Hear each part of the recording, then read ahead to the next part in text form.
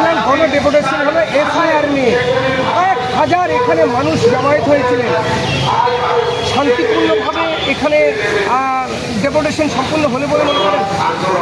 অবশ্যই নওদার মানুষ স্বতঃস্ফূর্তভাবে এই আন্দোলনে অংশগ্রহণ করলো এবং নওদার মানুষের যে দাবি ছিল এসআইআরের যে প্রক্রিয়া, সেই প্রক্রিয়াটা সঠিকভাবে সুন্দরভাবে মেনে এসআইআর করতে হবে, সেই উদ্দেশ্যে নওদার মানুষ এই সমাবেশটাকে সফল করবে।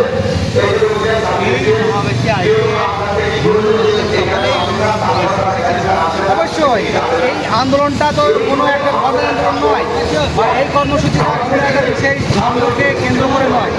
এই কর্মসূচিটা একমাত্র জনগণের কর্মসূচি।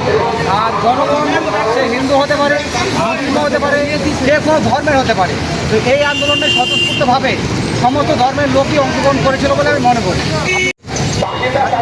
যে আন্দোলন হয়েছে এর আগেও এবং এখনও হচ্ছে এবং প্রয়োজন পড়লে ভবিষ্যতেও পুরো ভারতের মানুষ জাতি ধর্ম বর্ণ নির্বিশেষে এই সরকারের বিরুদ্ধে বিচার প্রক্রিয়ার যে আন্দোলন, সেই আন্দোলনে স্বতঃস্ফূর্তভাবে অংশগ্রহণ করবে।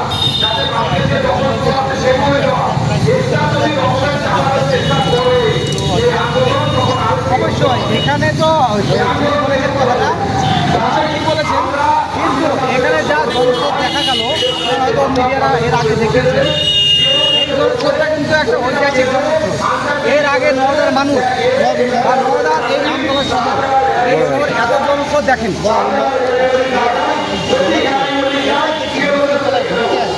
না, বৃষ্টি বলে একদমই ঘটেনি। কারণ এখানে সাধারণ মানুষ সম্পূর্ণভাবে একমাত্র এসআইআর এর বিরুদ্ধেই আন্দোলন নেমেছে। এখানে কোনো ব্যক্তির বিরুদ্ধে আন্দোলন নামা হয়নি, বা কোনো অফিস বলুন বা কোনো দপ্তর বলুন তাদের বিরুদ্ধে আন্দোলন নামা হয়নি। সাধারণ মানুষের যে দাবি ছিল যে এসআইআর প্রক্রিয়া সুষ্ঠুভাবে, শান্তভাবে এবং সহজভাবে সম্পন্ন করতে হবে, সেই হিসাবেই সাধারণ মানুষ অংশগ্রহণ করেছিল এবং এই আন্দোলনে কোনো রকম বিশৃঙ্খলা হয়নি। প্রশাসনের কি ভূমিকা ছিল? অবশ্যই প্রশাসনকে আমি সাধুবাদ জানাই আন্তরিকভাবে।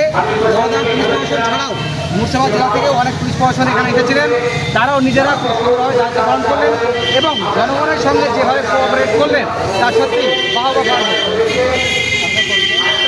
আমার পরিচয়, আমি নওদার একজন সাধারণ ভোটার। আপনার নাম বলুন।